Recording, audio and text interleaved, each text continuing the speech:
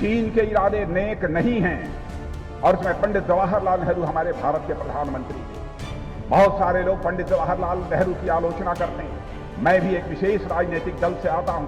मैं भारत के किसी भी प्रधानमंत्री की आलोचना नहीं करना चाहता। साथ वो ब्रिगेडियर उस्मान थे बहनों भाई। यहीं पर मुझे याद आ जाती है महाराणा प्रताप की।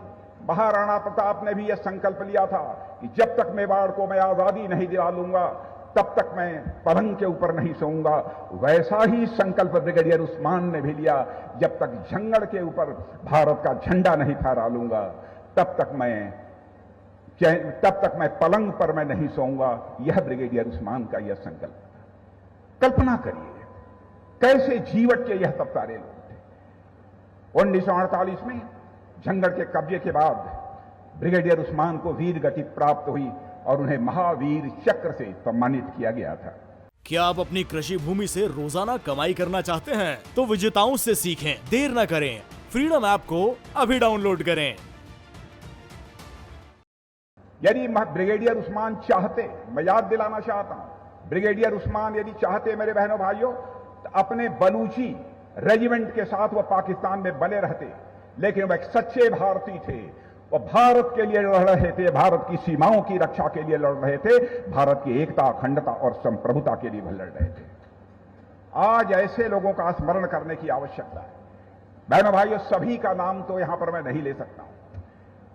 कई नामों की चर्चा हमारे आदरणीय दत्तात्रेय जी होसबले ने आपसे के सामने की है। मेजर सोमनाथ जी शर्मा, उनके कंट्रीब्यूशन को, उनके योगदान को यह देश कैसे भूलेगा? हम उन्हें कभी नहीं भूल सकते।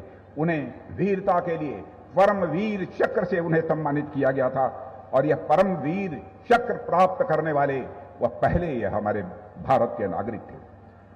और बहनों भाइयों, आज जो जम्मू कश्मीर का स्वरूप है, इस स्वरूप को बचाए रखने में, बनाए रखने में बहुत बड़ा योगदान है हमारे भारत के सेना की नौजवानों का योगदान है। मैं याद दिलाना चाहता हूं, 50 के दशक में पाकिस्तान की ओर से जम्मू कश्मीर में कोई कार्रवाई नहीं की गई, कोई खास कार्रवाई नहीं हुई। छोटी मोटी यदि कुछ गतिविधियां हुई हों तो मैं नहीं कह सकता हूं।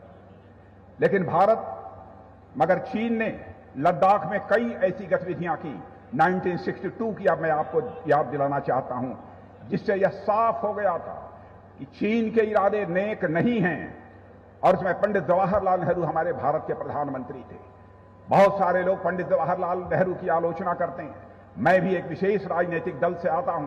मैं भारत के किसी भी प्रधानमंत्री की आलोचना नहीं करना चाहता और किसी प्रधानमंत्री की नीयत पर मैं कोई सवाल या निशान भी नहीं लगाना चाहता हूं, क्योंकि मैं जानता हूं नीयत में किसी की खोट नहीं हो सकता है। नीतियों को लेकर विवाद हो सकता है, नीतियों को लेकर तो हम आलोचना कर सकते हैं, लेकिन किसी की नीयत के ऊपर मैं कोई सवाल या निशान नहीं लगाना चाहता। लेकिन 1962 में हम लोगों को जो खामियाजा भुगतना पड़ा है उससे आप सभी अच्छी तरह परिचित हैं और उसकी भरपाई मैं मानता हूं आज तक नहीं हो पाई है। लेकिन आज भारत जिस तेजी से साथ आगे बढ़ रहा है, और आज मैं रक्षा मंत्री होने के नाते डंके की चोट पर कहना चाहता हूं बहनों भाइयों, भारत अभी हमारा कमजोर भारत नहीं रहा है। भारत अब दुनिया का ताकतवर देश बनता जा रहा है। भारत अब दुनिया का ताकतवर देश बन जाता जा रहा है।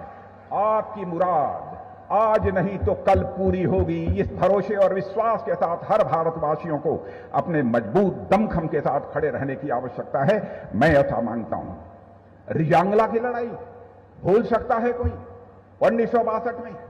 क्या आप अपनी कृषि भूमि से रोजाना कमाई करना चाहते हैं? तो विजेताओं से सीखें, देर न करें। फ्रीडम ऐप को अभी डाउनलोड करें।